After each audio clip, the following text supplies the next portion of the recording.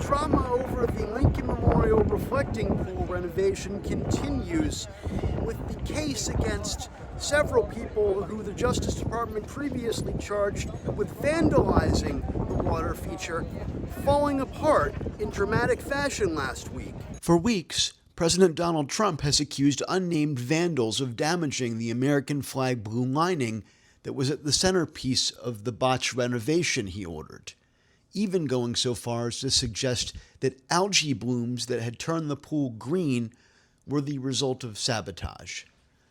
The failure had been a major embarrassment for Trump, and he publicly vowed that those responsible would be prosecuted.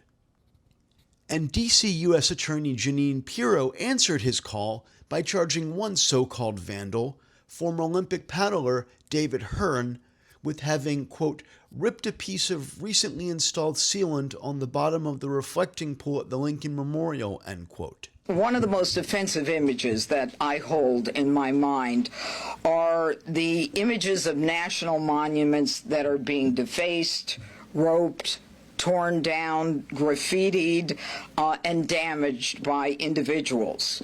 I have a vivid memory of this happening several years ago and over time, where our national monuments and statues are being torn down, and this is not the way of a civilized society.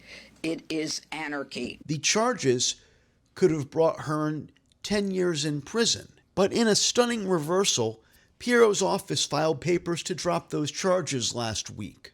The bombshell document said the U.S. Park Police had given prosecutors incorrect information, blaming vandalism for damage to the pool, when the actual cause was a botched installation and the rush to complete the project prior to events associated with the America 250 celebration in the week surrounding Independence Day. It also contradicted what Trump had spent weeks telling crowds across the country. The reflecting pool is so beautiful. They tried to destroy it. They cut it up with a box knife and tried to destroy it. And it's in great shape now. They're terrible. They're vandals. They've caught 6 of them, I guess, maybe more. Trump was not happy about Pirro's decision and accused her of giving in to pressure when asked about the case by reporters last week.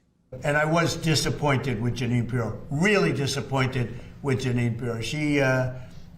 She folded like an umbrella.